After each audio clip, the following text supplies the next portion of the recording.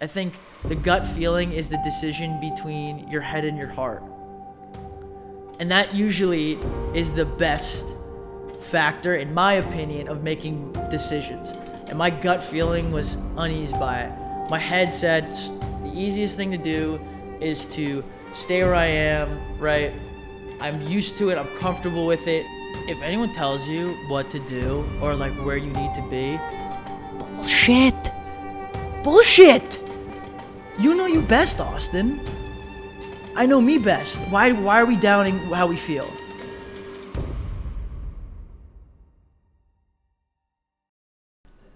See, he's taking notes. I'm getting cozy. Austin's like this a is machine when it comes to this. Like he takes this. This is a whole thing. this is a person. Actually, I'm gonna pause my comments to the show. Got it. Yay. Ready? We got a clap, right? Yeah.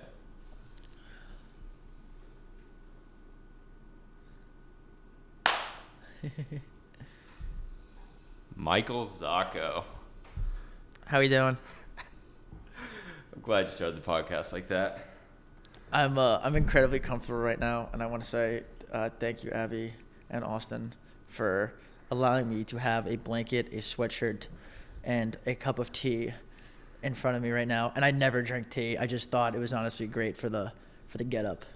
Well, I mean, let's set the scene. It's 8:30 on a Sunday night, October 1st, so the beginning of arguably the best month of the year, depending on what kind of basic you are. And we just had an amazing dinner and just great conversation between me, you, and Abby, and kind of just getting to connect before the podcast. I was telling Abby earlier today that like the best podcasts come when that connection's already there, and especially when you can start the discussion before you even hit record. And I always knew that wouldn't be a problem with you. I'll just say that the waterworks happened before. They're not going to happen again. Maybe. Well, I'm knock on wood right now. But I agree. We have I feel like it's not a long history, but it feels long, I guess, in present time of how we like all know each other. Mm-hmm. And it's the power of social media that I think I have a interesting relationship with. And I think a lot of people have their own relationship that they haven't really fully defined of what it is yet. But I appreciate you guys immensely, and I love you guys. Do you want to tell that story about how we got connected? Because you were not yet in Austin. Where were you living at the time that we connected? So, born and raised in northern New Jersey, North Jersey, represent right outside Manhattan. It's basically saying you're from New York City, but you're actually not from New York City. I remember I was at a time, I was kind of on a crossroads about like where I wanted to be and how I would get there, and I had no idea, I had no clue. I was like thankful I had good friends, but I met a couple people at that time that like were a really big catalyst in my life. And my coach, mentor, and friend, Joe Rinaldi, had you on the podcast, on the Project Endure podcast. That is an amazing listen, very introspective, and it brings people from different experiences, different walks of life to share their experiences, but also I feel like there's a common message in between that podcast and everyone's message. Nonetheless, Austin Myers goes on, right? Never met this kid in my entire life. I have a feeling though that we might have followed each other when I had like my running account. Mm-hmm. I can't confirm that. And then at this point in time, I like deleted it and then just was fully my own self and put my running adventures out there. But as at the time, I didn't know what I wanted to do, and I knew I wanted to go to a different area. And Austin, not the person, the place, was one of them. And Austin talked about you talked about your experience about moving to Colorado and then Austin. Mm-hmm. And I'll be honest, I think it was obviously the series of events of like having those people in my life and having those conversations with them about moving. But there was this part of me that's like, I gotta reach out to this dude. And I DM'd you, and I was like, hey man, do I have my phone on me? Wait. You don't have your phone on. I gotta get, wait, Abby, can you please get my phone by chance? It's right behind me. It's okay. I just feel like I need to do it for context reasons. So really quickly, while we wait on that, I'll just kind of go off on something I've been thinking about a lot recently. And it's something that fits into this story pretty well. And it's that we get to assign meaning to everything that happens in our lives. We also can choose to unassign or not assign meaning to these things. And I think both can be equally powerful, but we can run into issues when we either diminish the power of something that could otherwise be assigned meaning. Like if you would have listened to that podcast and thought, why would I reach out to him? He doesn't want to talk to me. Who am I? It's like you're diminishing your importance. You're diminishing the possibility of that connection. And when you just go through life feeling like there's not enough purpose, not enough reason to assign meaning to these things, you miss out on the opportunity for what we have here, which is connection, which is the memories of traveling to Colorado, which I'm sure stories of that, our trip to Colorado for the Leadville 100, just, I guess, a little over a month ago now, like those memories are there forever, but they're never there. They're never created. Those things that make life so precious are never there if you're not willing to assign meaning to things. And that's what you did. You assigned meaning. Is that the message? All right, yeah. That is such a long message. I can see it from can I my read side this? of the table. You can read it, yeah. Okay, so it's September 11th, 2022. I haven't read this message since. So I said, all right, Austin, exclamation point. I just wanted to reach out for a few reasons. First off, I wanted to introduce myself. My name is Mike. I'm a friend, son, competitor, and endurance athlete. I've been a part of Project Endure community for roughly a year, working with Joe on 2 marathon preps. I just finished listening to the Project Endure podcast and wanted to say I appreciate you sharing your story. After listening, I realized the incredible amount of similarities within our personal journeys. It's okay, for the record too, I can't spell or I have terrible grammar as well, and this is just atrocious now that I look back at it. Let me continue. You have given me so many valuable insights to put my plan into motion, which I greatly appreciate. To put in perspective, I'm at a point in my life where I want to make a big jump and potential move to a new city. I know I need it for my own personal growth, but I'm struggling with a few things. I know you might be busy, but I would much appreciate if you had time this week for me to ask you some questions over a phone call. You get back to me a day later. He said, this was like, you know, it's kind of weird because you have no idea like what person you're interacting with. Either they're super casual or super formal. Yeah. I think my default setting, if I don't know someone, I try to be as formal and polite as possible. Just, I think out of respect. And some people just will respond in one word. And now that I look at it, I'm like, knowing you now, that you're like the most well-organized person at all times.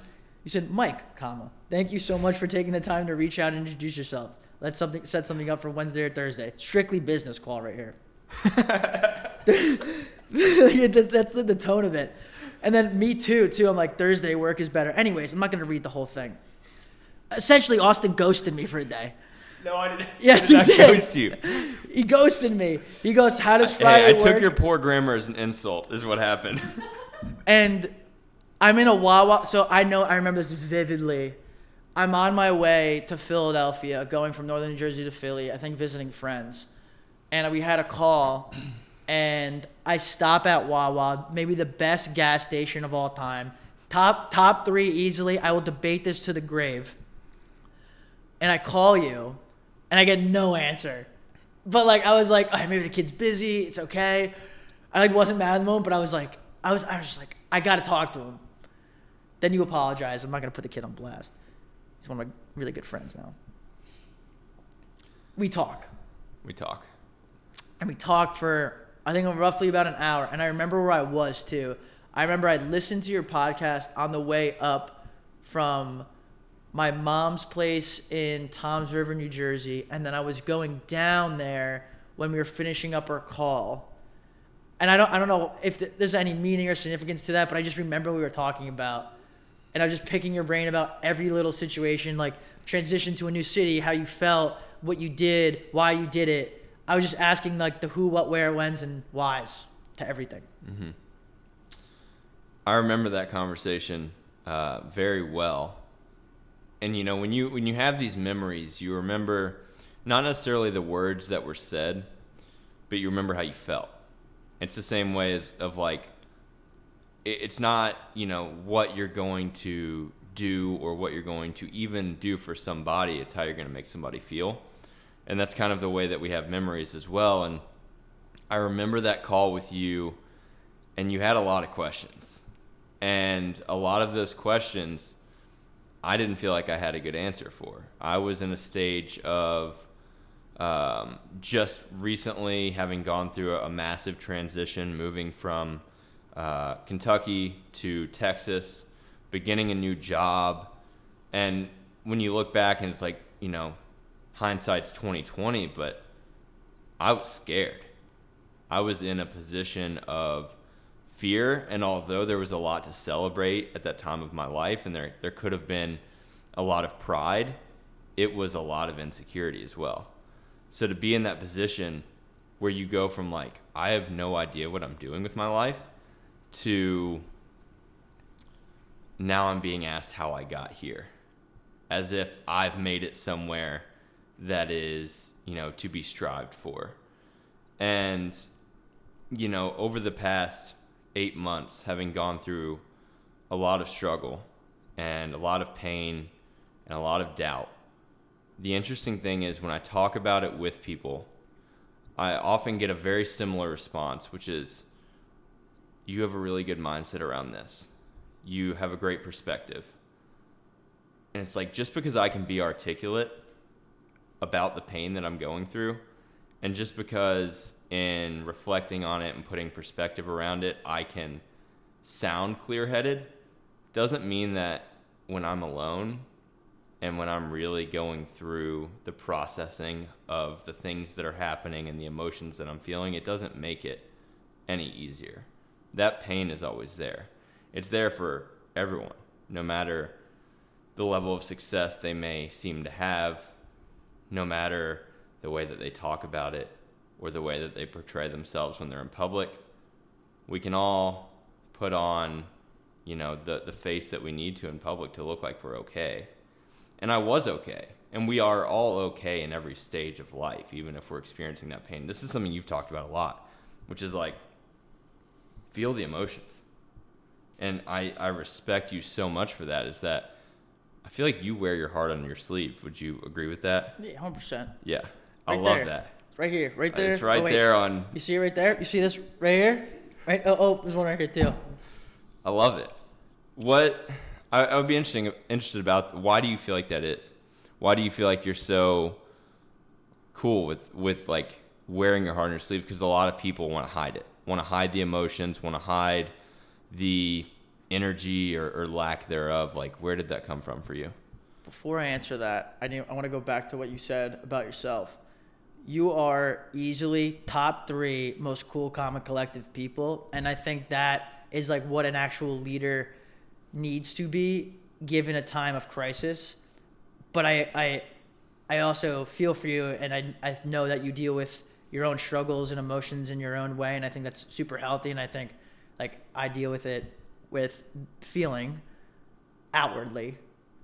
But I just want to let you know, like, you're a leader. There's a reason why people reach out to you and have that effect. Mm-hmm. It's real. But also, you're one of the most articulate people that can analyze a situation in a time of crisis, see where to go in the path to take, and then take it. Mm-hmm. But then even if that path doesn't lead to where you want, you'll do the same thing again and see, okay, how can I analyze to get to another better situation, right? Okay, this didn't work. Let's move on. Right? You're very proactive instead of reactive. And I admire that because I don't feel like I'm fully that. Mm-hmm. To answer your question, I think I wear my heart on my sleeve because I like to feel, because I didn't for a while. I didn't let myself feel emotions. I bottled things up. I didn't know how to process them, just due to, I think, the environment that I grew up in, and then also my personal actions, right, where I had times that I could have opened up about how I felt and really showed the zest of life that I do have, and just hid it, which isn't healthy. and I didn't like how I felt. And that's a very short answer to it all. But I love feeling emotions. I love feeling the highs. I love feeling the lows. Because that just makes us who we are. We're not, and just my feeling, I don't want to ever feel robotic again. I want to be able to calculate decisions and articulate different paths, but do it not to quote the big man Frank Sinatra, but like do it my way. And I don't think it's like there's no particular right way of doing it, but as long as it gets you to that path where I think you feel that you've thought about all options and did it in a way that you feel comfortable doing, I don't think there's anything bad with that. I know you're not saying that, but I just rambled. What does that learning process feel like? You talked about having been in a position where you bottled it up, where you weren't really comfortable wearing it on your sleeve, and you realized that wasn't your path forward. That wasn't what you wanted for yourself and the way that you interacted with other people and the Mike that you portrayed to the world, which I feel like you are not only who you say you are, but you are who you are. Like when I see you and when I connect with you, there's nothing fake about it. It is 100% you and every bit of, the person that has gone through the experiences and learned from the experiences to then develop over time. What's that learning process look like? Like, how do you find that space to say, I don't want to continue this circle of emotion that's getting me nowhere. I need to change my approach, or I need to change my response, or I need to magnify the space between what's happening to me and then how I'm responding. This is a phenomenon. There's a concept that's bottled up with this that I want to know your opinion about. But to answer the question, why I am like that is because I feel like when I bottled, I self-destructed. Like I was completely self-destructing myself in my habits and things that I was doing, my thoughts, everything. And it sounds so simple, but when I did the opposite of that, right, none of that destruction happened. I have experienced more growth in relationships, growth in the things that I wanted to do, being unapologetically myself, finding an identity, right? But that also came with facing the realities of things, which I'll do 10 times out of 10. Put me in the ring, coach. I'm there. I'm like, and I might eat shit, but it's okay. You'll live. And then you'll fight on for another day. And I say it with such ease, but it took such a long time to get there. I still struggle with it. Never going to be perfect. Like, as long as I'm getting better at being able to still show up, right? Still be like, all right, next rep. Whether it be professionally, whether it be with running, right? I think that's an important thing of just keep showing up. You're not going to be the same person. Like, people have mindsets with running about, like, you're not going to be the same person in 20 minutes, right? You might be in the pain cave, but 20 minutes later, you're going to be a different person. But the topic that I want to pick your brain about regards to that, right? Feedback loops. Mm-hmm. It took me until I ate shit, right? Like a large catalyst to make a big change. And everyone says you can learn through insights, wisdom, through people who made those experiences. But if somebody's not ready to hear that information, this might be very harsh. And I'm still trying to believe that it might not be the best way to do this, but like you need a large catalyst and kind of eat crap to make a big change. And that's maybe for me and my personal experiences. But I think in order to make that change, you need a giant catalyst. And no one wants that. Like, no one wants somebody to go through that. Mm-hmm. But I feel like I have story after story after people who have made those giant changes, and it's like they felt what it's like to hit the ground hard. Yeah.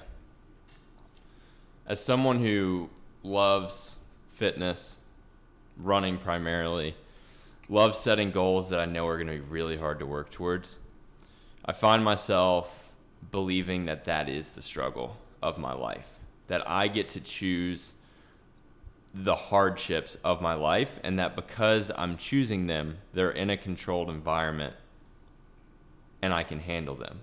as if that controlled environment of running and the mile splits that come across my watch are a complete representation of who I am and who I'm becoming. You actually have to break, and running will never truly break me. Fitness, something that I'm choosing, will never truly break me. Like we will all always protect ourselves. When we know it's getting too bad, we will protect ourselves. But we can't do that with life. Like when the world doesn't choose us, and when we feel like everything is stacked against us, there's no path forward, there's no clarity around the struggle we're dealing with, and although it's probably untrue, we feel like we're alone, we're broken. And we didn't choose that for ourselves. And I think that's the hardest part, especially when you've lived a privileged life, which I feel like I have. I mean, the struggles that I'm dealing with now, obviously hardship is always relative. And I'm aware that the struggle that I'm going through on someone else's scale may be nothing, because for someone else, it may be life or death. It may be the difference between having a home or having food or not. I hate using the word suffering. I won't use it to ever explain my scenario, because what I've gone through is never suffering. However, I have reframed my perspective around that a little bit because of what I just said, which is that hard is relative. It feels like suffering. Like someone who actually suffers, who's actually in a position that they see no end to, that they didn't choose for themselves, that they, now find themselves with their backs against the wall and they don't know how they're going to get out. That to them is suffering. But for me, it feels the same way, even if it's not. When we're in this situation, this is the suffering of our lives. I'm not going to compare what I'm going through to that of anyone else, because all I can attest to is my own experience. And in a way, that's the hardest part, is that we get so closed-minded in those moments. And it's not until we break and understand that maybe we didn't break, we just bent really, really far. And even if we did feel like we broke, we can put it back together. But I think it's important to be able to just get outside of your head a little bit. Or the biggest thing for me is, going back to the fitness thing, choose something hard. Like, choose something that even amidst the hardship that you're dealing with, like life is as hard as it could be. Well, in that moment where I'm struggling, what do I say I want to do? I want to run this goal time in a marathon. What could I do? Well, I could say, my life's hard enough. I'm not going to do this right now. And believe me, there's been plenty of moments in the past few months where I've said, why am I doing this? Like, what am I doing? I'm not in a position, emotionally, physically, whatever, to train this much, to train this hard, to put so much energy into something that feels so meaningless. But then you have some success. Then you get a win. And you realize that there's so much positive energy behind that win, and it's not meaningless. Because we get to assign the meaning. We get to say that if I can do this, what else can I do? Yeah.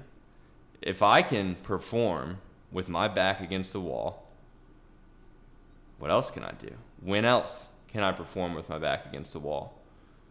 And that, to me, is really what it's about.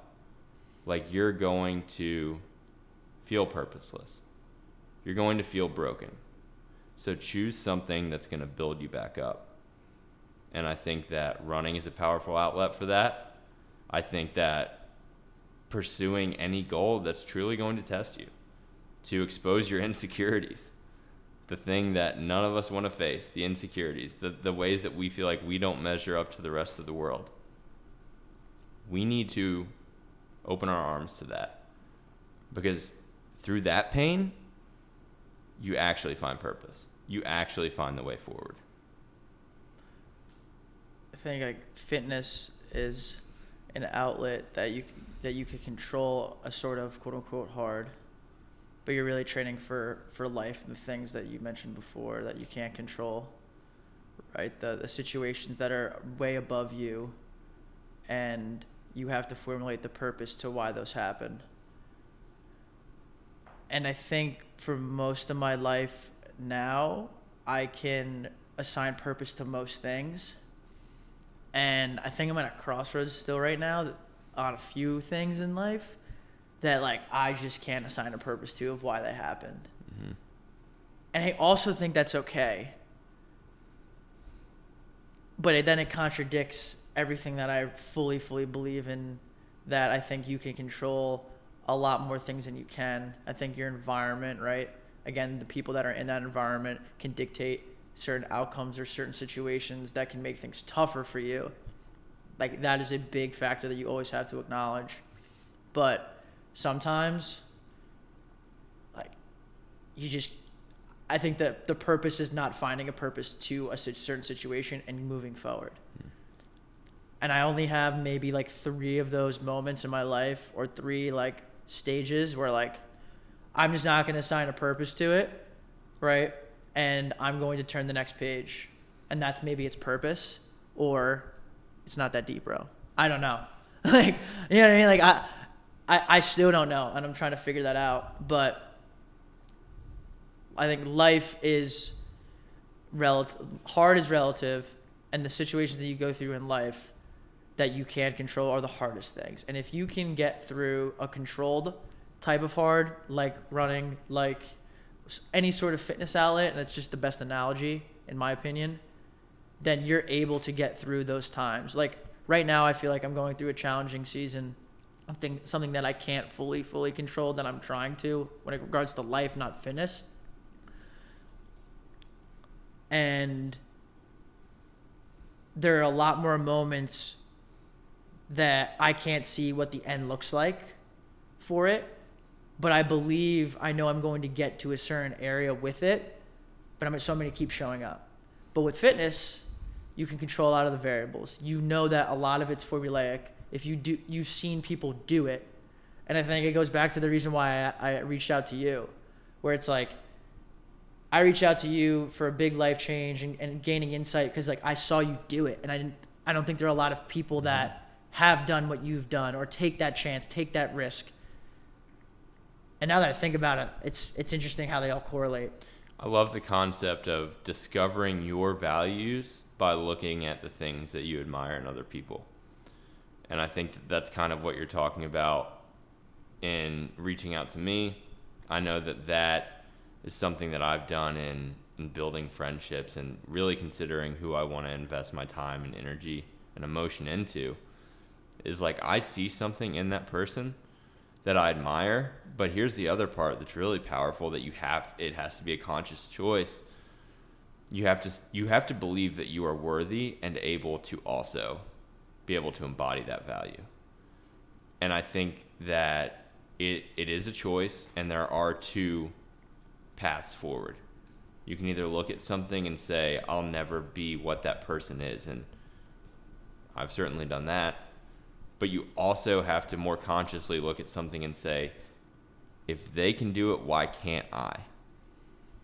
And it's a confidence thing, and it's also an experiential thing where it's like, I'm gonna look at this value. I'm gonna look at this one little thing. Maybe this one person gets up every morning early, and I believe that if I did that, it might have a positive impact on my life. So you wake up a little bit earlier, and you start to notice the positive impact, and you start to build that trust with yourself that's like, I am doing it. And now I'm becoming the person that I look up to and I admire. And now things are happening in my favor suddenly. And all because you made the conscious choice and you had the belief in yourself to know that if someone else can do it, so can you. But you have to believe when you don't see it. And that's, I think, the scariest thing for a lot of people. And it goes back to, like, why do you want to make that change in the first place? what's the reason for it? Do you truly want it? Is it somebody else's goal? Is it somebody else's mission? Whatever you're chasing, do you actually want it? Do you want it, not somebody else? And I think it circles back to identity, why I wear my heart on my sleeve, why I do the things I want to do, why I want to create the friendships that I want to create. It's because I want to do that. I want to be around those people. I want to grow in those relationships. And I don't think enough people do that for themselves, whereas they feel like they're living someone else's life. There's a quote, did we have this conversation in the car going to Leadville about the Bronx Tale? Like, my favorite quote of all time. Go for it, and I'll let you so know. like in the Bronx Tale, long story short, must-watch movie.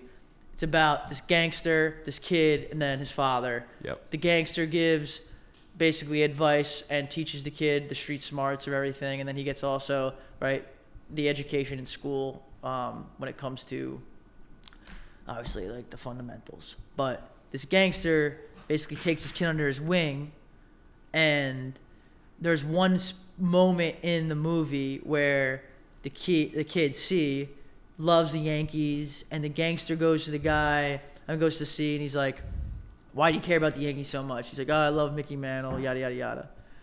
And C the gangster goes to C and says, like, Mickey Mantle doesn't care about you. Why should you care about Mickey Mantle? And it's so blunt and honest, and also you never tell that to a kid. Yeah. This is a small little kid. But there's so much truth to that. Like, he's like, your father cares about you. He pays for the lights. You should care about your family because they truly care about you. And I think it goes back to why you do certain things, right? Are you doing them for other things, anyone else's happiness? Are you doing it for a society gain? Are you doing it for an affirmation from people that don't really care about you? Or are you doing it because somebody else does it and they actually don't even know who you are? And I think I've seen that more recently than not. And I used to be that type of person for not, like, I wasn't doing things for myself. And I never want to do that again. And I still make mistakes. It's still societal pressures that maybe I fall into. I always will, right? It's just being in the win column more than the loss column. But I think that concept seems so simple, but is so difficult. Was difficult for me a while ago, but I think is a very big commonality we still see, even as we come into this phase of adulthood. Can't believe I'm calling myself an adult. That's wild. Why did you move to Austin, Texas? Growth. Personally, I loved where I grew up. It brought me this grit and tenacity that I'll always be thankful for. But I value different perspectives. I value seeing and feeling different cadences of life, where the Northeast is typically fast-paced. Texas, a little bit more island time, relax, little howdies. I love it. And I'm being very dramatic, but I didn't see myself growing in that space in a lot of different facets of life. And I had the value of traveling a lot. I'm very privileged for that. And I prioritized it, which is a big thing. And I went to go see and experience different areas of the country. I always gravitated back to Austin. Okay, so here's my next question, because this is something that I've done, and in reflecting on it, I can't say that it was very conscious in how I weighed the decision, but we have competing values, right? So you valued that opportunity to travel, to experience new things, to learn, to grow. How do you weigh that value against the values that could have otherwise kept you at home? I value it probably, I'm going to say top 3. Easily top 3. I'm not going to give you the other 2, but I'm going to say top 3. High. Very high. Because I didn't know who I was for like the longest time. And the only way that you really figure out who you are, again, it's a big change or a big catalyst, or seeing a whole way different of life and understanding what your bubble looks like and seeing where, like, what you want to create out of it. Where I felt like I was in a bubble for a while. And it wasn't until this one service trip that I went on in college that I fully formulated my perspective of the privileges I did have, and understanding that I need to tailor more of like what I actually value. And I value a lot from where I come from. I do. But I hate to sound like this, but this is, I think, becomes the emotional part of me, right? I think the gut feeling, we always talk about, well, it's something's uneased with your gut. You're making a decision, you're like, I don't know, it's uneasy. You don't know, it's I think the gut feeling is the decision between your head and your heart. And that usually is the best factor, in my opinion, of making decisions. And my gut feeling was uneased by it. My head said the easiest thing to do is to stay where I am, right? I'm used to it. I'm comfortable with it. It's New York. There's tons of opportunities. It's New Jersey. People all over the world want to go see that area. People in that area are like, we have everything here. And they do. Jersey beaches is phenomenal. You have skyscrapers. You got everything. You got the suburbs. You have 4 seasons. Texas. Nobody told me there's 5 months of heat. It is October 1, and it was 96 degrees today. I was sweating, excuse me, at 7 a.m. this morning at like 73 degrees. And I love it. I will take that 9 times out of 10. I will take that 9 times out of 10 compared to the cold weather of the Northeast. But I digress. Point I'm trying to make is that I got out of my bubble. I figured out what I valued, what I didn't. And I went to go find what environment was going to give me that, because it makes your decisions a lot easier if you're in that environment. That's what I've learned so far in this short period of time. How long did you consider that decision? Maybe from the time that you considered moving, whether it be to Austin or any other area away from your home. You know, how often did that kind of sit on your mind before you made the decision to take the leap? I think when I graduated undergrad, I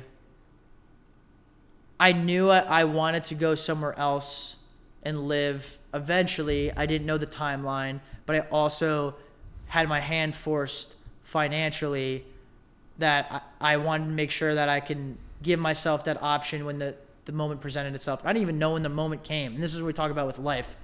I had no idea when that was going to happen. So definitively, like when I knew that moment where I had to move was probably make that decision was probably like a month before we talked. Mm-hmm. Was like, I need to act on this feeling, the gut feeling between the head and the heart. So I'd say, yeah, now, what are we? October 1, I said? Yep. Year and 2 months, year and change. That's probably when I knew officially. And I knew because of that gut feeling, of the people I met, of the environment I was in, and I was just tired of seeing the same thing over and over again. I knew it wasn't feeding what I wanted to become. And I literally experienced in the last 4 months here, probably like 3 years worth of growth in this short period of time. And I made a bet, and even if it ends today, it ends tomorrow, I won. Like I cashed the check, give me my money. You know what I mean? I think it's there's a few things that I would take away from that. Number one, you have to be willing to take the risk, and I think that life is actually lived in the risk. Like, I think that comfort is a slow death.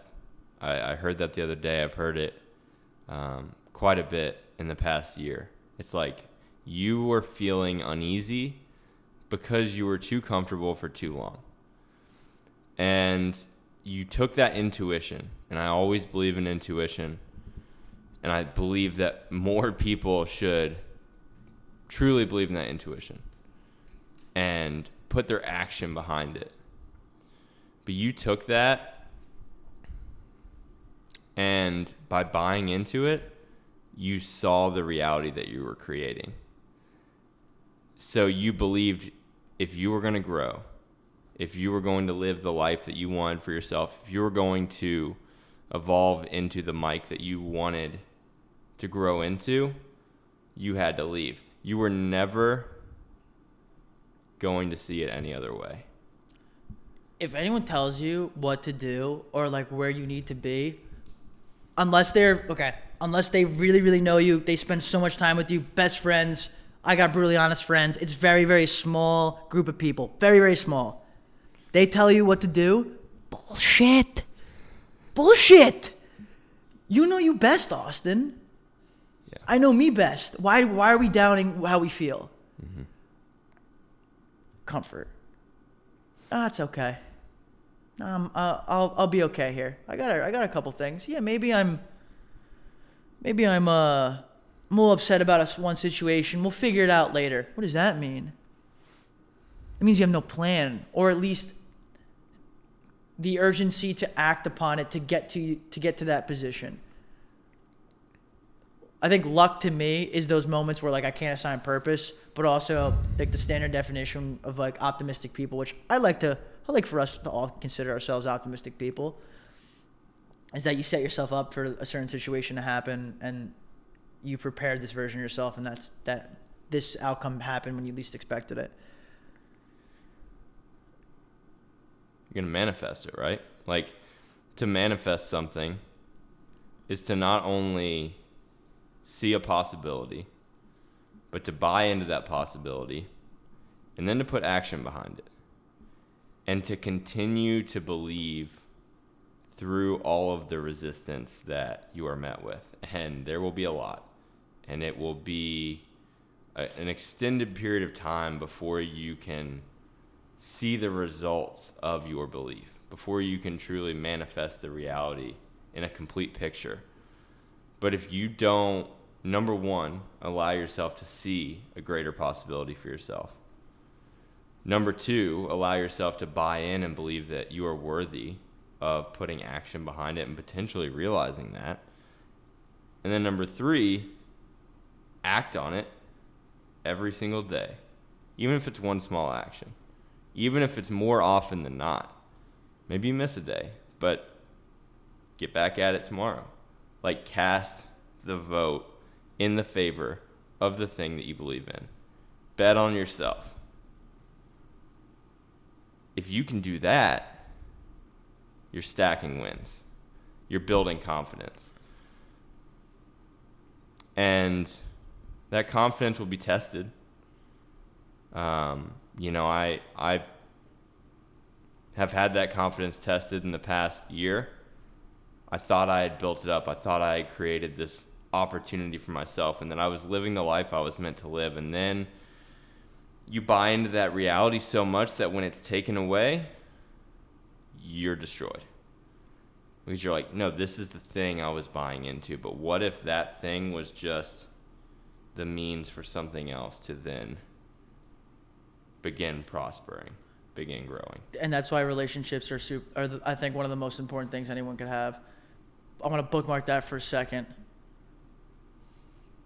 I knew that this was going to be rolling in place in October of last year, but I didn't know when that was actually going to fully happen till October, November, December, January, February, March, 6 months. And then I didn't get down there until 8 months later. And there were times that I was so frustrated that I'm like, I want to get out of here. I don't know, and I don't see it happening. I knew it might happen. I didn't know when. I remember we were texting. I remember vividly too. It was like January. I was like, guys, I'm here in a month. I'm like, I got a good feeling about this. I'm here in a month. Didn't happen. But you said about struggle, and you said about seeing the uncertainty.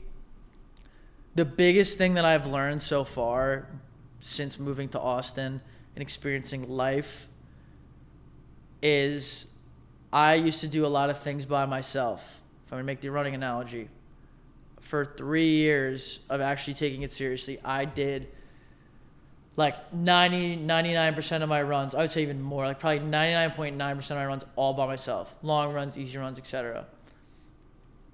It wasn't until I got here where I was more open with the idea of running with people because I thought it would like slow me down and I thought I wouldn't be able to handle it, or it's like I got to deal with my pace and control every variable, where I've gotten faster and stronger through running with people. One, because you learn. I think you transfer knowledge, but then two, like there are people better than you, and I'm totally for that because I'm learning from them. They also help you.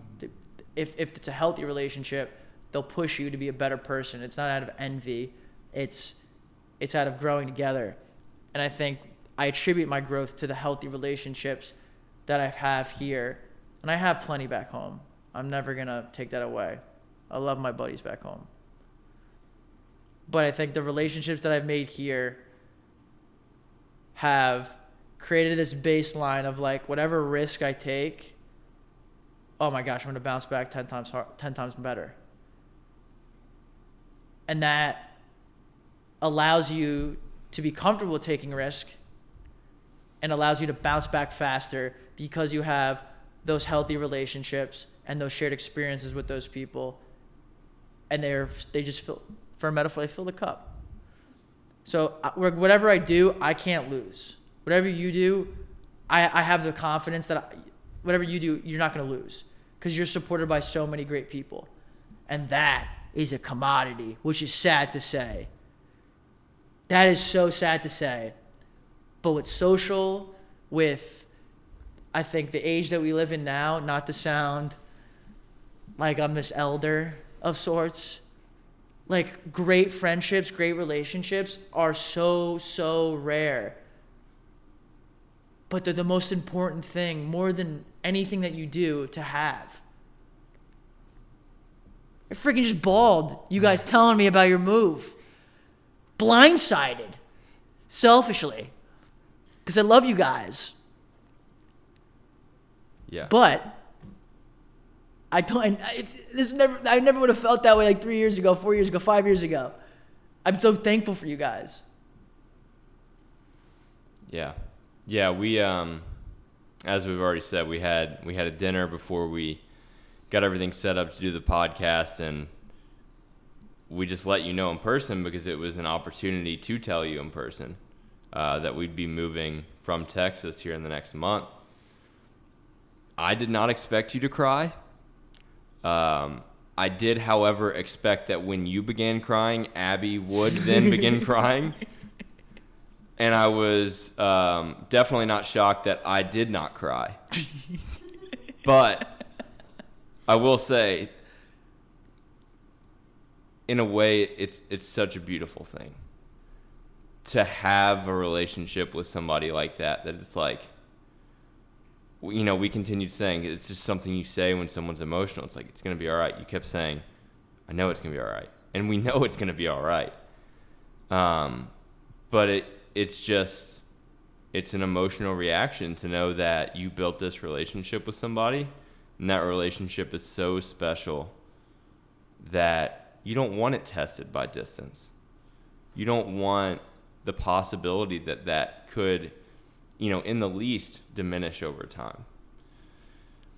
And I believe that when that relationship, you know, is truly meaningful, all you truly want is success for that person. All you want is for them to flourish, to be their best selves, to be the version of themselves that they probably see a lot less than you see.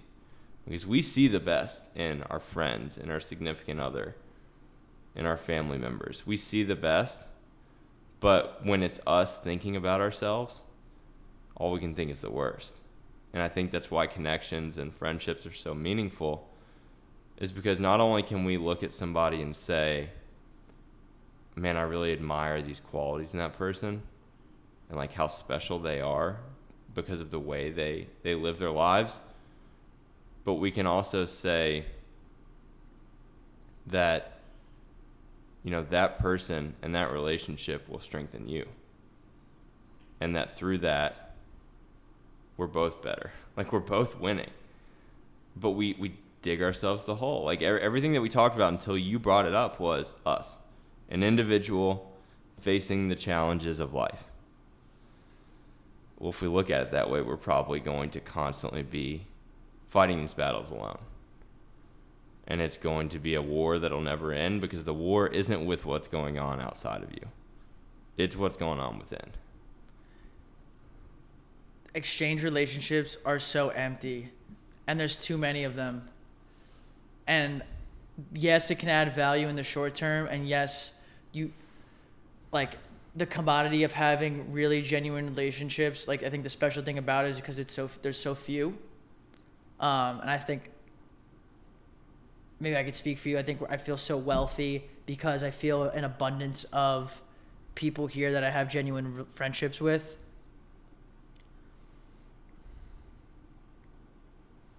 That I think I'm having trouble phrasing what I want to say. But the relationship's a commodity. It's the most important thing of life, because you're in times of struggle. We'll use our example, for instance. This kid, me and him have been manifesting a run. I think this is maybe like June or July, to run together, like a genuine run for the longest time. I was like, half marathon today? We're like, yep, let's do it. And I'll do a subtle flex to my fitness because I'm proud of myself. It's an easy run, good pace. Right, we had a blast, but we had a run then 2 weekends later that had some tempo in it. And Austin's one of the fittest runners that I've ever met in my entire life. He's the most humble kid too. So, but we're going to flex this. I'm proud of him. Put a lot of work. But I was running some marathon splits, and we're running these splits together, right? And there's like something special about like looking left, and if you're with multiple people, looking left, looking right, and you're like really doing the damn thing. Yep. And this stinks. It hurts.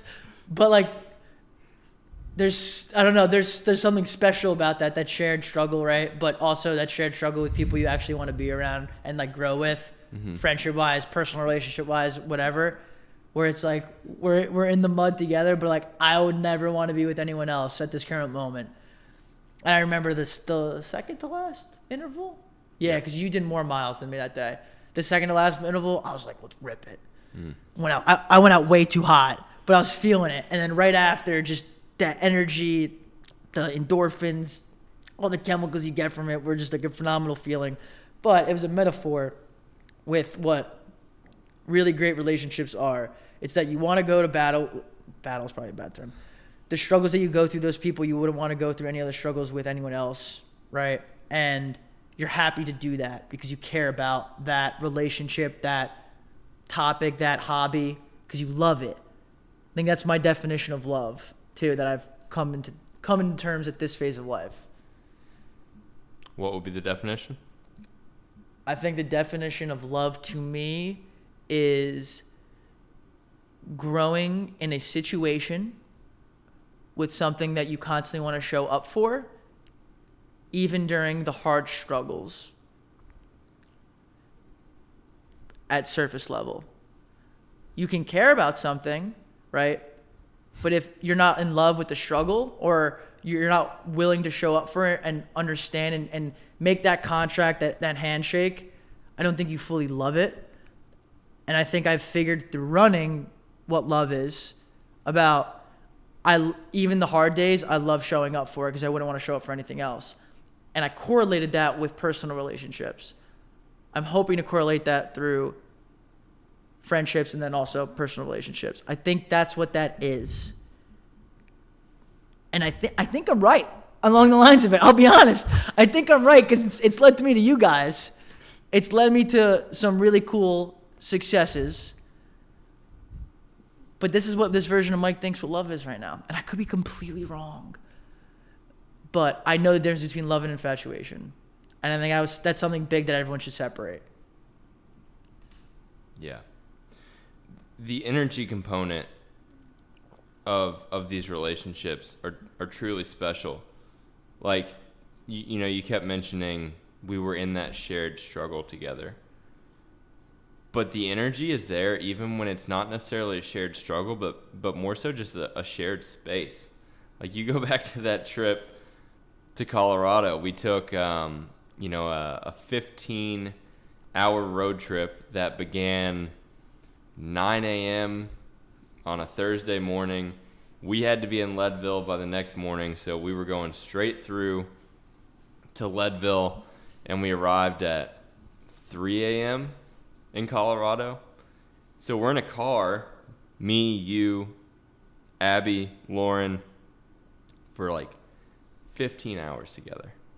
And that energy was there. Dude, I don't know how we didn't get sick of each other. Actually I do, because like it was genuine, man. There was such a fulfilling feeling and moments together, like even there and back. When I almost freaking totaled your car, because you almost hit a deer. Like the energy was still there. And you never forget that.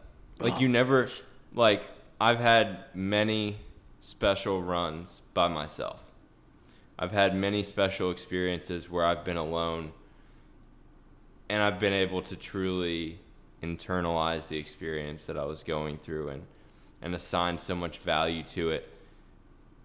But then you combine that energy that you've experienced alone and you combine that with the energy of one other person, two other people, three other people, and you're all experiencing this small moment of life that isn't actually that small. In quantity, it's pretty small. It's pretty insignificant when you truly consider the span of your life and the quantity of your life and the quantity of that moment. But quality, it's the highest form of quality you have. I mean, playing the techno music driving down the highway, fist bump, New Mexico. You want to talk about New Mexico real quick? Actually, selfishly, we're not talking about New Mexico because even though it's a beautiful place, we don't want anyone to buy land there because we want to take up all the land because we love New Mexico. That place is stunning. I'll never forget.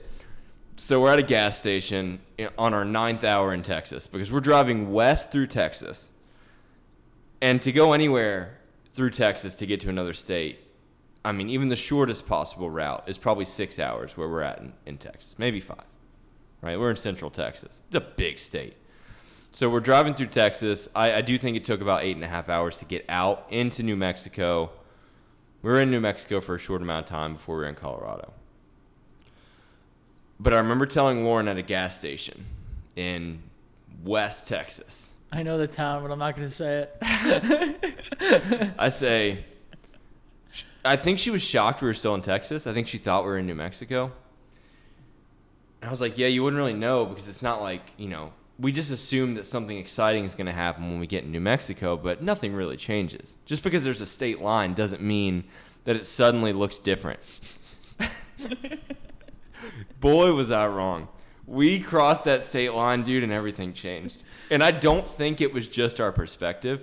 Like, we finally saw the color green again and, like, some form of mountains. We're driving to Leadville, Colorado, so we're looking for the mountains, the first sign of mountains. And New Mexico has that, something that resembles mountains, and apparently a volcano that I'm not sure we ever saw.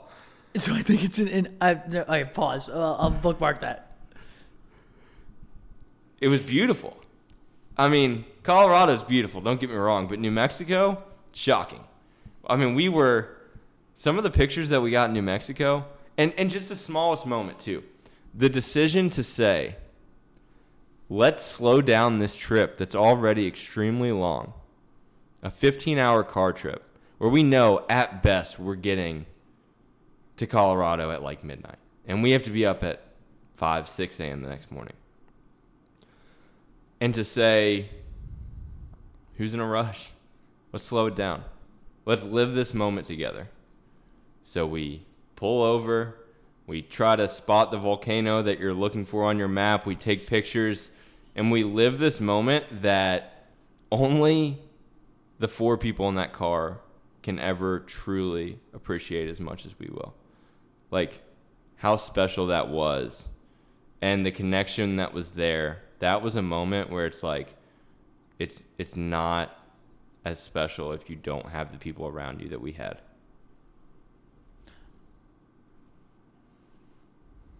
If we like assign, well, we'll talk about that in a second. But we like assign with music specifically, we assign memories with it, and I feel like it invokes some sort of nostalgia. Yeah. And I remember I played "Trouble" by Cage the Elephant, Mm-hmm. and I remember we all were silent in the car.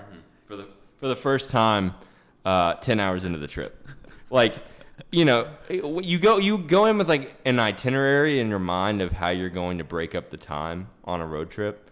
We'll talk this much. We'll play music. Maybe we'll all kind of like listen to our own podcasts, whatever. We just had conversation flowing for the first like 10 hours of that trip.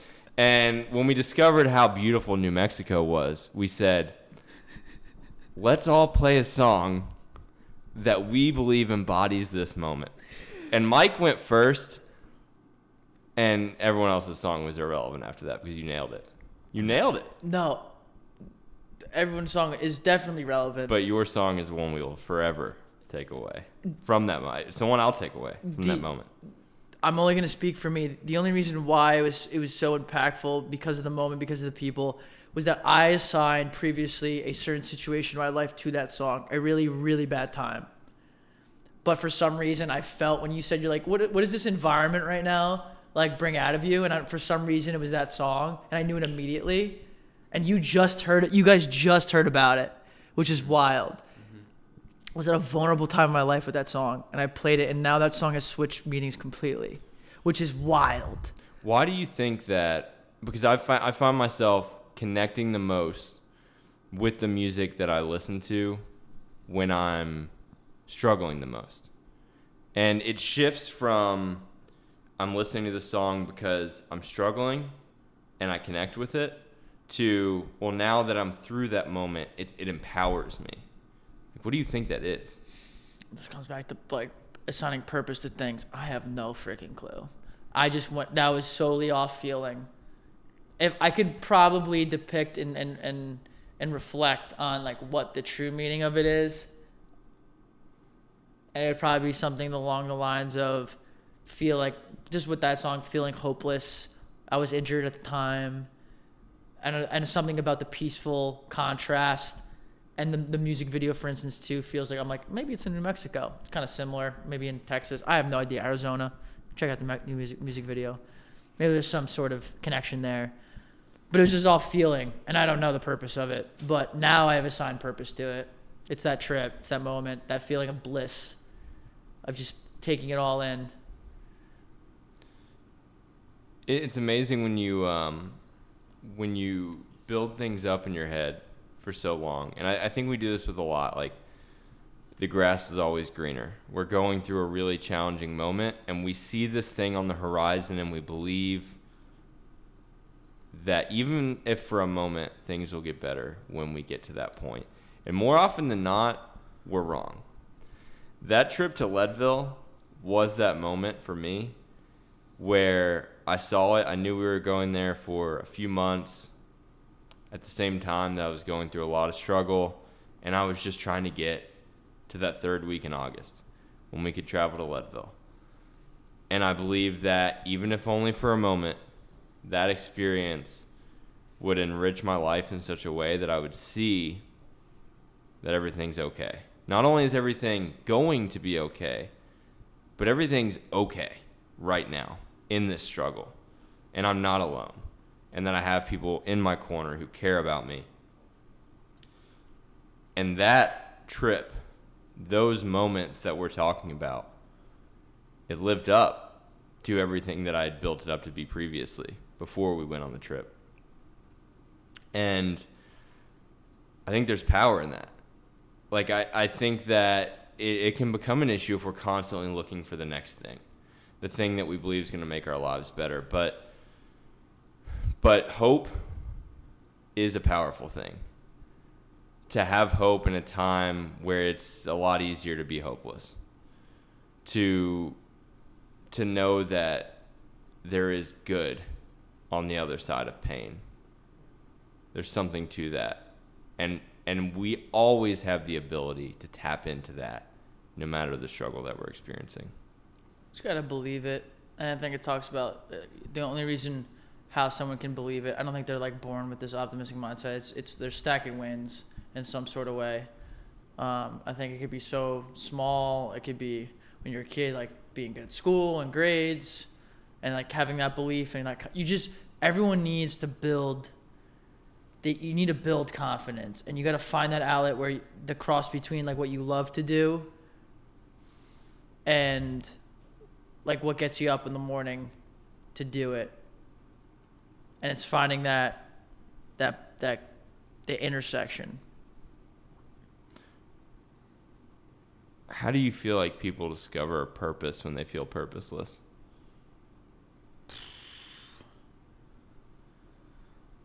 How do they find it? It doesn't come to you. It's through experiences. I think it's through the things that you try to do, whether they're right or wrong in the moment. And I think it's like the $1 million question, right? You go back to like why certain things happen, why we think of certain results, like why our lens is tailored to certain things. Like I cannot be around pessimistic people. Like it feels so draining because they assign purpose to most things into a negative light. And most of the time, I think we're all predictable. I think I'm predictable. I really am. I don't think I'm special. I think if there's like a novel about all of our lives, you could be like, oh, this is why this happened, right? From a third party. Like, oh, okay. I get it. Oh, like, oh, turn of events. Oh, I get why they're here now because of that. We don't see the full lens, but even realistic people, I struggle with sometimes too. Even though I can relate to them a lot more because they're realistic people are awkwardly the most present people, I think. Because they analyze the situation from, I think I envy that too, because they analyze the situation for what it is, and they take away emotional feelings to certain things. Whereas I think optimistic people, like myself, patches of hearts on my sleeve. I think it's a beautiful thing, but also I have a blind spot. So I think I assign purpose. Why I assign certain things purpose is through that lens, that optimistic lens. Sometimes I get hurt. Sometimes the purpose can't understand, but I'd rather live that way. Do you feel like you take yourself pretty seriously? I take the things I do seriously, not myself. I've started to live by that mantra. I love that. Oh my gosh, I'm a joke. I like there's levity in life. Come on, I'm not important. Nobody's in I don't think anyone should value themselves higher than anybody else. But like my commitments that I make to you guys, we're talking the topic of running, to my health, to my personal relationships, I'm fucking all in. Like that's my commitment. That's my priority. Not myself, the things that I dedicate my time and the experiences I want to share. And then I'm not saying I'm 10 for 10. I'm not batting 1,000. I got to get in that win column more than I can in my loss column. And just constantly build from there. But no. It's so crucial to value service and what service can do for that feeling of purpose in life. Like I'm in a position right now where it's like I'm struggling to see the purpose in my day-to-day. Going to a job that I feel like could very well, be done online. Like, why am I really there? Come on. You can go online and make the same transaction. You're just coming in the store to talk to somebody because you're lonely. But I'm personally offended by that comment. Does anyone know what you do for work? But what if when they come into the store to buy a pair of shoes for running, walking, to rid themselves of their plantar fasciitis, what if I can brighten their day up a little bit? And that's been a complete mindset shift for me to say, maybe it's not what I'm doing, but how I'm doing it. What if I am all in on the moment that I'm in and I stop overthinking it? And I stop thinking that I need to be doing this elaborate thing that's going to serve the entire world, and I just focus more on serving the person who's directly in front of me. And when I've allowed myself to do that, like you said, we don't bat 1,000. All right? I have my days where I can't honor that understanding. But the days that I do, 10 times better. Because it wasn't the outcome. It's not whether I was able to produce a result. It's not even if they're going to remember the interaction that I had with them. It's that in that moment, I made them feel better. They made me feel better. And we allowed our connection to enhance the quality of our lives. Going back to the trip to Colorado, very small quantity of time in the grand scheme of our lives. But the quality, that's the thing you don't forget. We need to focus more on enhancing the quality of every single thing that we do in our lives, as opposed to constantly looking for the outcome, for the ways to say, I impacted this many people. I have this elaborate purpose that I go to every single day. Maybe I don't need that. Maybe I just need to be better for what I have right now. And through that, I'll continue moving to the place that I'm supposed to go. Do you ever ask yourself, like, if my time, again, this is all theoretical, but if my time's tomorrow, right, like, did I live a fulfilling life? Like, I ask myself that very frequently, and I say this now, I'm like, I've lived like 50 lives in 25 years, and I'm like, my time's to go tomorrow, I'm like, I did it right. And like, that's the litmus test for me. And I want to be like 50 and say the same exact thing. But I'm so happy that I say that now at 25, which I think is a rare thing for a lot of people to say. I'm grateful for that. I'm privileged for that. But I think there's value of like taking that mental note about, look, quality, experience, people. Yeah, it's like, what will be, those text messages that you most recently sent on your phone?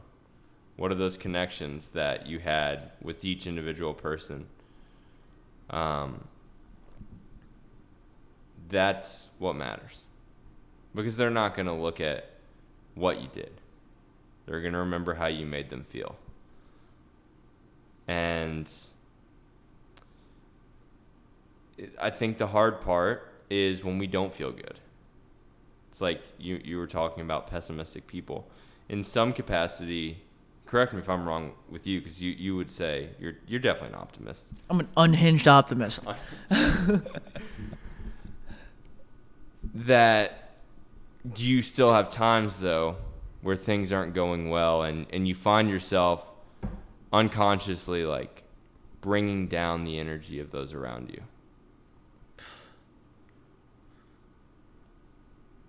I don't think so. I think it's like I'll feel it in a split second. I let myself feel it. I think that's the important thing. Mm-hmm. Even if those like pessimistic feelings come by, I feel it. I acknowledge it. But I'm like, that's not me. That's not the lens that I want to live and be and see. Because I think that is a choice. I think it's harder to have certain lenses because of your environment, because of things that might have happened. But I think at the end of the day, you have the capability to see the world in whatever lens you want to see it. That is a choice. I do think that's been a point of development for me, of like, this thing isn't going my way. I feel these emotions flaring up, but I recognize that the choice is there. I think when we're less mature, less experienced in hard things and challenging moments and frustrations of life, we forget that we have a choice. We just see the stimulus and we feel like the response is like preordained. Like, oh, well, when it's what you see, right? Like, whether you see it from family, whether you see it on TV, whether you see it in any of the environments you live in, you see people deal with frustration and you see how people deal with frustration.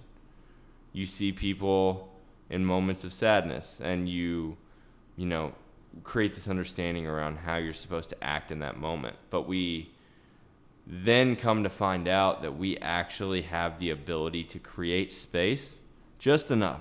There's not a ton of space. There's not a ton of time to process some of these emotions, but there's just enough to gain the understanding that how you act in that moment, more than any other moment, more than the good moments, how you act in the moments of hardship and frustration, those are what truly say something about your character. Yeah, it's the moments with yourself. Like, find out about who you are, actually. And it uncovers a lot of things, good or bad. But yeah, I think those are some of the biggest takeaways of knowing what you need to do and knowing what you want, knowing what you value in those moments of solitude. And it goes back to being present, spending quality time with yourself, with others, and like truly knowing what you want.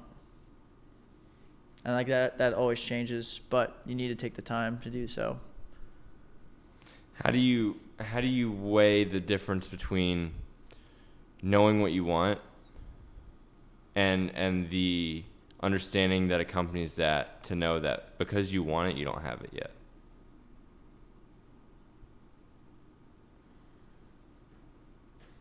Say that one more time. You know you want something. Yeah. You know you're in a position that you don't want to live forever. Mm-hmm. You've been there. You were in a position where you knew, I shouldn't be here for the rest of my life, maybe even for another year. But you can't get out yet. You spent how many months waiting to be able to move to Texas? How do you make the most of that time in unideal circumstances? It's just like preparing for when the moment happens, like being ready to execute it, right, to the fullest extent. Like, I feel like I hit the ground running when I got here because I prepared as much as possible financially. I prepared as much as possible mentally, said my goodbyes, like had those really shared experiences with the people that I cared about back home, and making sure that you're the best version of yourself and whatever it is, if it's a big move, whether it's a job change, whether it's a relationship, whatever.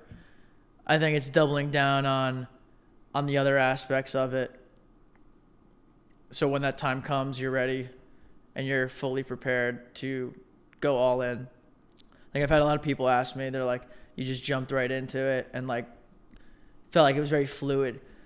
But I think because I prepared myself for 8 months before it, where I was like, this transition was the easiest transition of my life.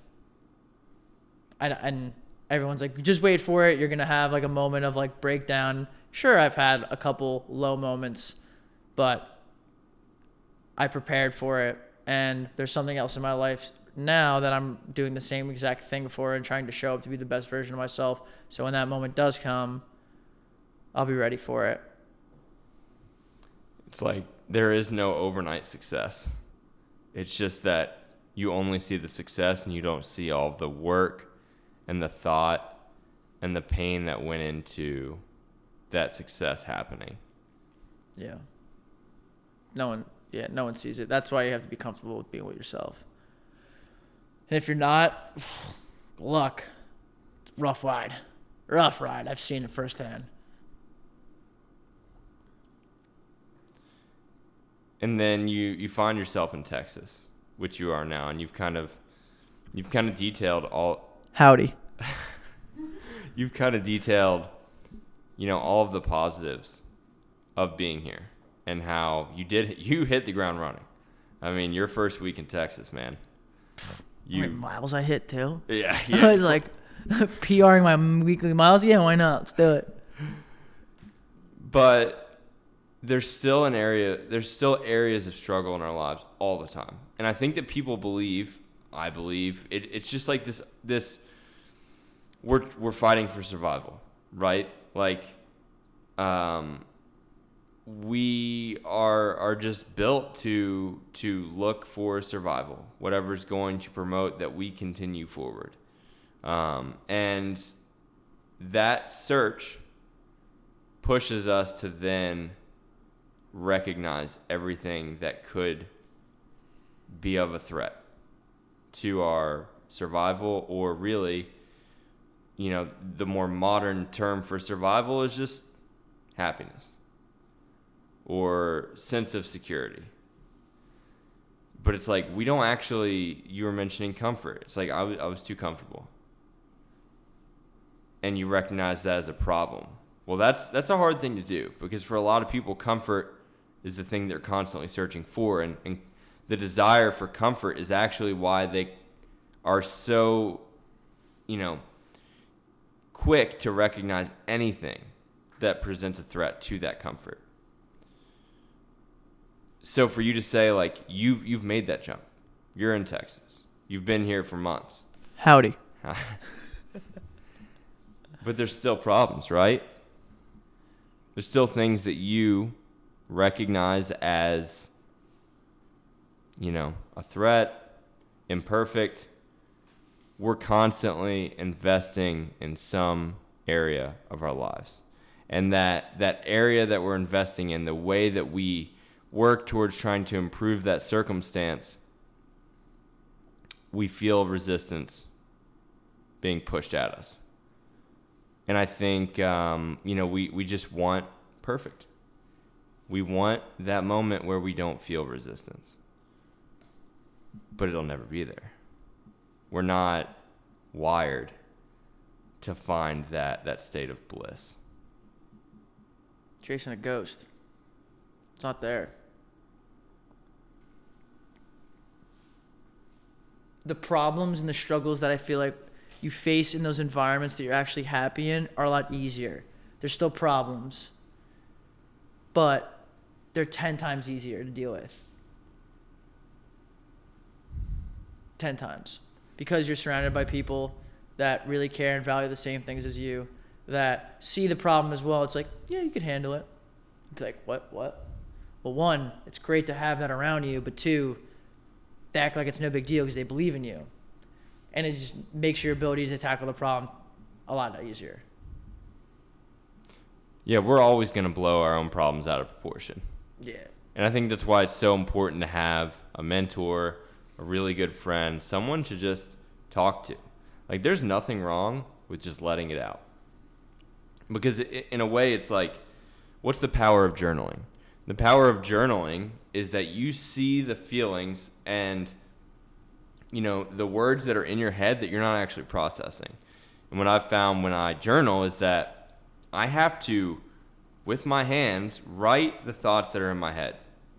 And before I can even get them on paper, I recognize that they're either not real, they're not reality, or that they're just not serving me. So what do I end up writing? Like I was saying earlier, people want to say I'm articulate. It's so good that I have such a great perspective over my struggle. Well, it's like I have a great perspective over my struggle because I'm processing it right now. Like, I'm having to say these words to you, and I'm aware that to either write negative perceptions or to speak negative perceptions don't serve me because I'm processing it. But when I'm not processing it, when it's just in my head, when I'm alone, when the emotions are taking over, there's no processing being done. There's no awareness around the negative feelings. So it's like, if you're in that, if you're living in a state of negative emotion, find ways to process it. Find ways to verbalize it, to write it, to see it. Don't just feel it. There's nothing wrong with feeling it, but you need to also be able to see what's happening in your head. Get it out on paper, or even try to get it out on paper. See if you can, because you might end up writing the same thing that a friend would tell you if you were speaking your problems to somebody. Or if someone came to you and said that they're dealing with the same struggles that you're dealing with, what would you say to them? Chances are you wouldn't say to them what you're saying to yourself, which is why when we're writing something down and we feel like we're speaking to ourselves, we tend to speak just a little bit nicer. We tend to process just a little bit better. The perspective's a little bit greater. And by making a practice of that, by allowing yourself to be alone with yourself, things just get a little bit easier to face. There's just a little bit more space between the stimulus and the response. And that's a place that a lot of people can tap into. You just need to find the way that works for you. You need to find the time that you're going to invest into it. Because when I'm most frustrated is when I don't carve out the time in my day. Even if it's just 10 minutes. I need that time to speak to somebody, to write something down, to just be much more conscious of what's going on in my head. If I'm constantly going from battle to battle to battle, when am I ever going to come down from that fight or flight feeling? I'm never going to. And if we never come down from that, we're never able to identify what we really want. That's an interesting perspective. I think I just learned a little bit from that. Journaling is something that's hard for me, but I think the time that I spend with myself that I rely on a lot is my runs. And that is my space where I talk aloud. Usually problems that I need to face usually come about constantly, and I need to address them right then and there in that solitude. And that's the space that I dedicate towards like acknowledging certain stimuluses that I don't like in my life. However, more recently than not, right, I got injured and that got taken away. And I made excuses of dedicating that space in different avenues. And I think journaling is I've heard, I shouldn't say should because I've never done it. And I'm trying to do that. I'm actually making a mission next month to do it for a month straight. I think that's why it's super powerful. Is that if you have the ability to write, if you have the ability to sacrifice a little bit of time, right, you can get that same or create that same space. And that for me, running is to acknowledge what's going on in your life.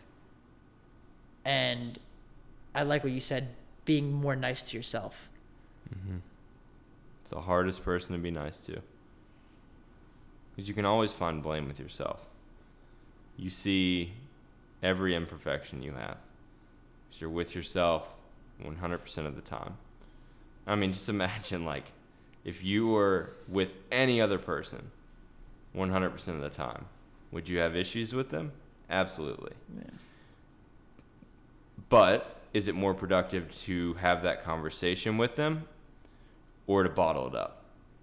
We're not having that conversation with ourselves. That's what's happening. We're continuing to bottle it up in our mind. We're not processing and we're not conversing. And if we're not willing to have the conversation, the hard conversation, if we're not willing to ask the questions, you know, a lot of people want to talk about doubt. People say you can't doubt yourself. Maybe I'll agree with that. But I think what we're getting confused is the difference between doubting yourself and questioning yourself. I question myself every single day. I question whether I'm doing enough to realize what I say I actually want to get out of this life. Example, going back to running. We've made that the easy example throughout this podcast. I say I want to run a specific time in the marathon. Every single day, I'm analyzing whether I've done enough in the days prior, whether I'm doing enough today, whether the training is indicating that I'm on the right path to run that time in the marathon. I'm asking the hard questions. Does that mean that I'm doubting myself? No, it doesn't. I believe I can do it, but I only believe I can do it if I'm willing to ask those hard questions. If I'm just going to fool myself into believing that I'm good and I've got it because I've had success in the past or because I'm probably working hard enough, I'm not going to get there. I'm not looking for the blind spots. You have to be able to question yourself, see what's working, what's not, what needs to change, and whether you're on the right path. There's indicators. If you ask the questions, you'll find the answers. And in the answers, you find the right actions to move forward through. But people are so afraid, like we're in this era of like fake confidence. It's like, let's project this fake confidence on social media and allow that energy to carry us through the comments, the other people. We allow the affirmations of other people to fool ourselves into believing that we're going to achieve what we want to achieve. You know what that's called? What? Delusion. Delusion. It's not real. You're the only one who could actually truly answer that question to yourself. And that's where I envy realists in a way, because like they can have those rough questions easier than most people. Mm-hmm. Because they create that space, because they know what's in front of them, because they know what they can actually achieve in that moment, and maybe even going further if they're given a situation. But I think what optimists hold is the utmost hope, but then you have to be careful because it can become delusion. Mm-hmm.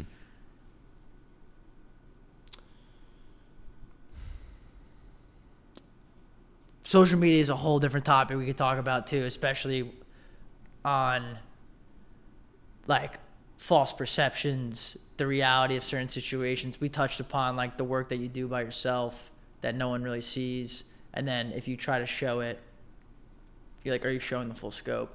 We're never showing the full scope. Let's hit on social media really quickly because I think it'll speak to a larger point. Social media has become a lack of intentionality. We get on social media to cope with the things that we don't actually want to address.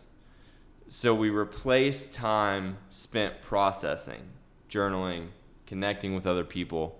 Although we believe that social media is a connection, it's not true connection. The power of the face-to-face connection, or even like connection directly through text, is much more powerful than the shortened version that we experience a lot of the time through social media. Now, this is us having a conversation where we connected through social media. Clearly, social media is a very powerful thing, but it's like, are you intentional with the way that you're using it? When you get on social media, when you click on that icon, do you know why you're getting on there? Are you aware, like, is there an objective to getting on? And do you know when you've met that objective? It sounds very rigid, but when you really just consider it, it's like, well, everything we do is an objective. Where every action that we take, we're doing it to receive a desired outcome. So why are we getting on social media and then completely losing track of that desired outcome? And then we're on there for 30 minutes, an hour, and we receive the screen time on Sunday. And we've spent hours upon hours of our week that could have been spent with a much more clear objective, with an outcome that better served us. And instead we used it for that delusional confidence that we're doing something. But maybe we're just seeking something, and maybe we find it, maybe we don't. It's like pulling the slot machine. But you keep coming back because you want to see if you hit the jackpot. Go, let's get those impressions. See, that's the problem. Making a joke, guys. All right. But like, what happens? You know, in what way are you better for the impressions, the likes, the comments? Like, social media is, or I guess the intention at first was just to post things. I mean, Instagram, I think at first was like a photo app. Back in the day, I remember I posted a soccer. Do you guys remember your first post? My first post was a soccer ball after the 2012. I still remember this European Championships when Italy lost to Spain. We got demolished. Yeah. I remember, and I was like, embarrassing team. I remember my first thing was a vent session about it. It was a vent session, and I maybe had 5 people that followed me. 3 of them were bots. There were bots back then? Probably. I was like, oh, okay. But the point of the main, I think that the main reason I use social media is to bridge the gap of connection, right? We connected via social media, but we took it offline, right? And I think that's why it's such a beautiful and powerful thing. Because a lot of valuable relationships I have in my life were from social media, were that bridge.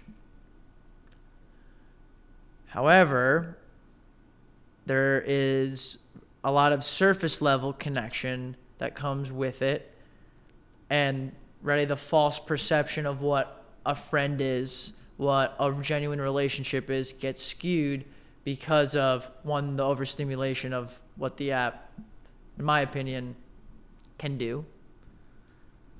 Probably not the intention of it, but I think we always have, like, there's this argument back and forth about, like, if social media is good or bad, right?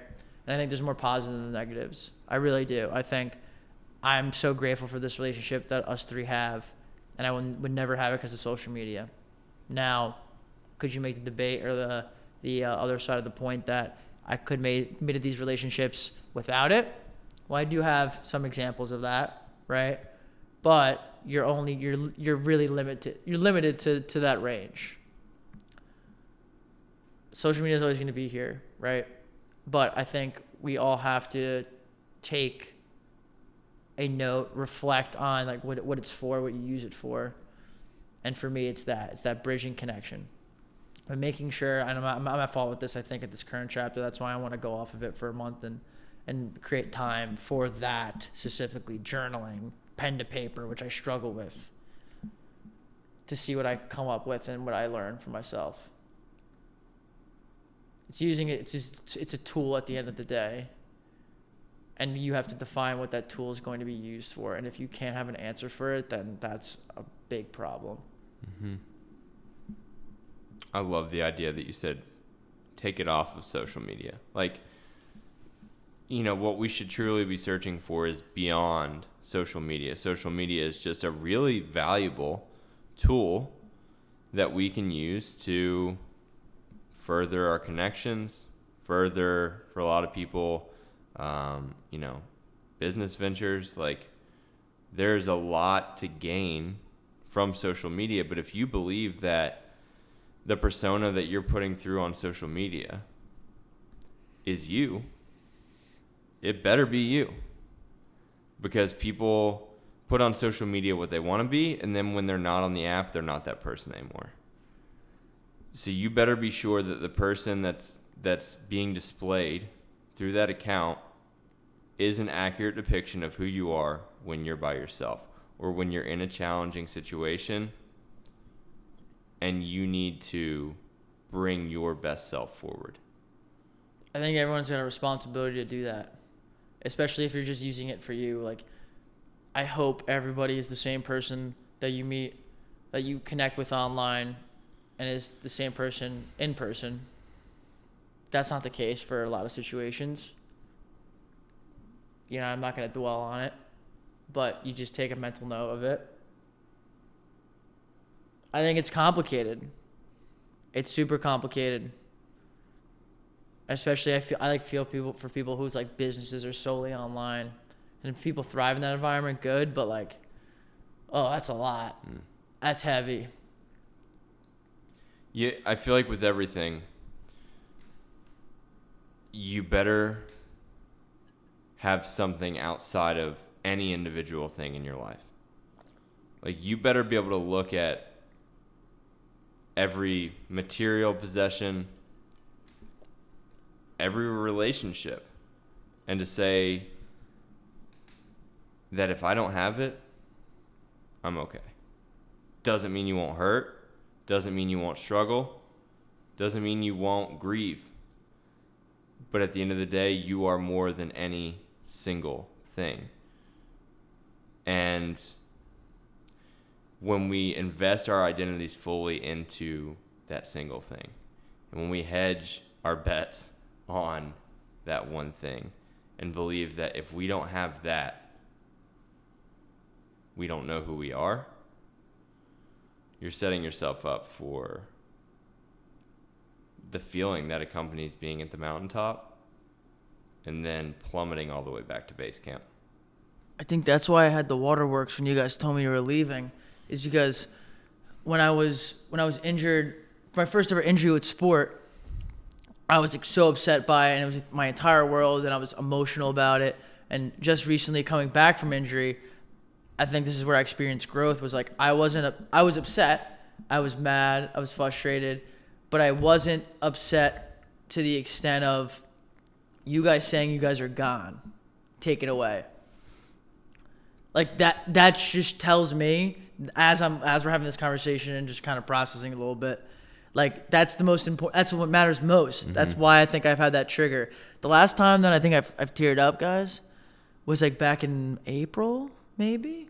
And it wasn't even because of this move. I wish I cried a little bit more. I'll be honest. I wish I did. But I'll be totally serious. But like, that thing just shows me like what I value. It's kind of crazy I'm having this reflection right now. But it's not sport. That can get taken away, and I've seen it potentially get taken away and realize that we're mortal beings. But the relationships and the shared experiences are what matter most to me. And if that's what matters most to me, and I have abundance of it, then I'm the wealthiest man on the planet.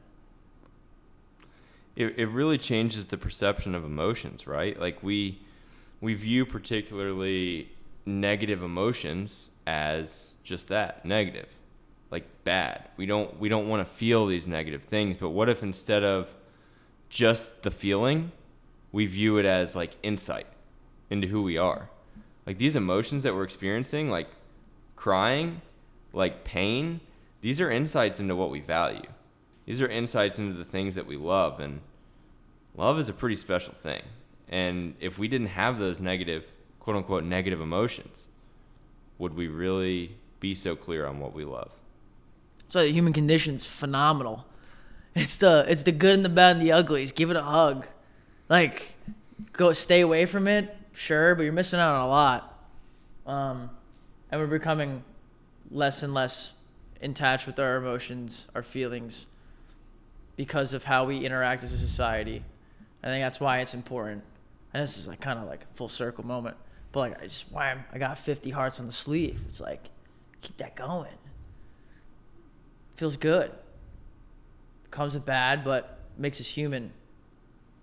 And that's the only version I know. Unless I get a chip in my head and like there's a sick processor, give me that. I'll be honest, I'll be the first one. See what happens. But I hope I still keep the human connection and the human side of things. I'm joking. Relax. I'm joking. It's a joke, guys. So Mike, you're in Austin, Texas, man. You're a Texan now. Howdy.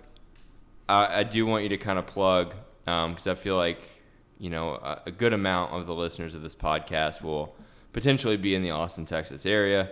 I want you to plug what you have going on with Endorphins in Austin really quickly, just to kind of wrap up the podcast. If you want a fun, inclusive space that you can 100% be yourself in and enjoy the sport of running and connect with people, Monday morning, 6 a.m., Barn Springs, check it out. That's a consistent run that we do, and the attempt is, again, to create that space for people who don't feel like they have that connection and share it through the sport of running. We also do many different things, from different socials and some cool things on the way. I love it. I help you. I'm the city lead. If you have any questions, please let me know. But it's kind of funny. I know this is a whole another tangent of like performance being such a big part of my life with sport, and also watering the other quote unquote plant of the social aspect and balancing the two. Mm-hmm. Something I heavily value, but maybe a conversation for another day. Yeah. Well, Mike, I appreciate your friendship. I appreciate the person that you are, and you're truly a special person, so I'm happy that we could sit down for this conversation for dinner tonight. And I know that just because there's going to be some distance between us, that does not change anything, and that at the end of the day, what we've had and what we'll continue to have is a special thing. It's truly, an embodiment of the power of relationships, of friendships, and the importance of nurturing those things. So thank you for being on the podcast. Thank you for being a friend. And more than anything, thank you for being Mike Zacco. Love you guys. We're out. Thank you for listening. Have a great one.